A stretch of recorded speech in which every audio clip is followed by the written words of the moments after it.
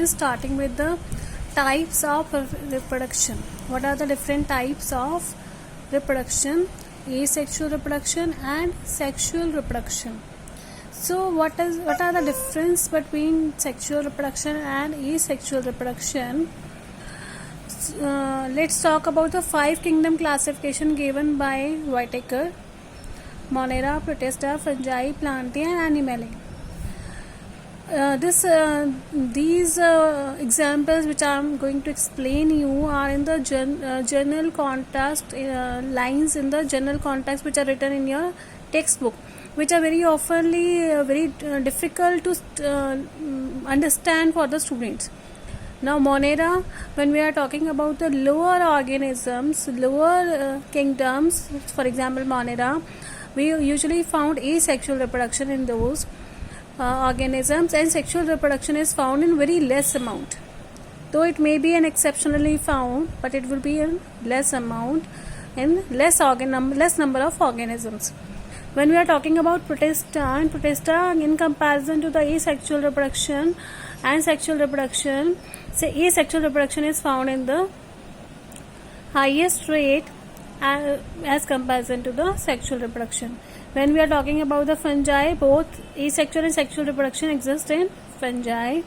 And when we are talking about Plantae has again when we are talking about the plant kingdom, see, look at the plant kingdom: Thallophyta, Bryophyta, Pteridophyta, Gymnosperm and Angiosperm. Plant kingdom has again 5 divisions. When we are talking about these 5 divisions, in these 5 divisions, asexual reproduction is very at high rate. It is at very high rate as compared to the sexual reproduction. Similarly, when we goes to the angiospermic plants, sexual reproduction increased in angiospermic plants, and the asexual reproduction comparatively decreased in angiospermic plants. Again, when we are talking about the Thallophyta, algae, there are Chlorophyceae, Phaeophyceae, Rhodophyceae. In Chlorophyceae, as comparison to the sexual reproduction, asexual reproduction is very at high rate.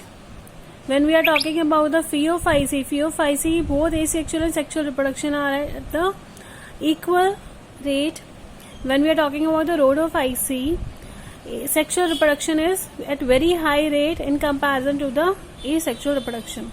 Animalia, from Porifera till Euchordata. When we are talking about from Porifera till Chordata or Mammalia, asexual reproduction in Porifera is at high rate, and in Mammalia it is at very low rate. In Porifera, sexual reproduction is at very low rate, and in Mammalia it is of very high rate. So, in comparison to the asexual reproduction and sexual reproduction, in Porifera, sexual reproduction is at very high rate in comparison to the asexual reproduction is at very high rate in comparison to the sexual reproduction. So next we are talking about the major differences in asexual and sexual reproduction. What are these major differences in sexual and asexual reproduction? Looking at it,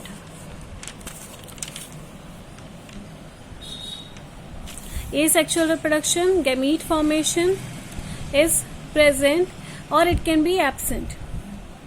In sexual reproduction, gamete formation always takes place. When there is a gamete formation, always fusion will exist and fertilization is also present.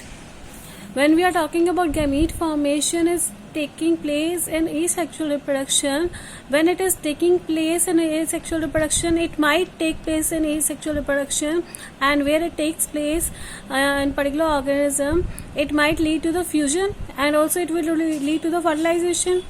When in some organism gamete formation does not take place, fusion will also not take place and the fertilization will be absent.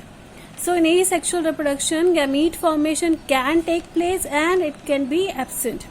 For example, in Bryophyta mercantia, it is uniparental.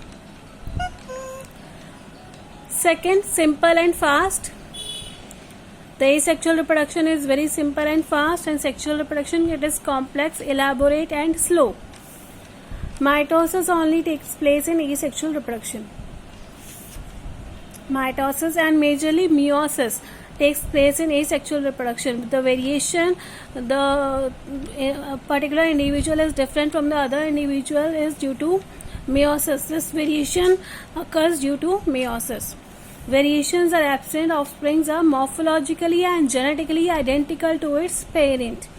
So variations are absent. Offsprings are morphologically and genetically identical to its parents.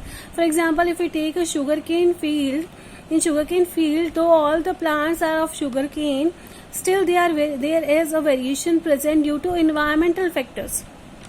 Because in asexual reproduction also the variation exists due to environmental factor. Variations which we say we can morphologically identify these variations. We can identify these variations on the genetic level. These variations generally exist due to meiosis. Variations present in asexual reproduction can define evolutionary pattern, which is also called as study of phylogeneity. The offsprings produced in asexual reproduction are also called as clone or gametes. Now here's one important question I would like to ask you about this topic. For example, we are talking about the organism. Say this organism would be a human.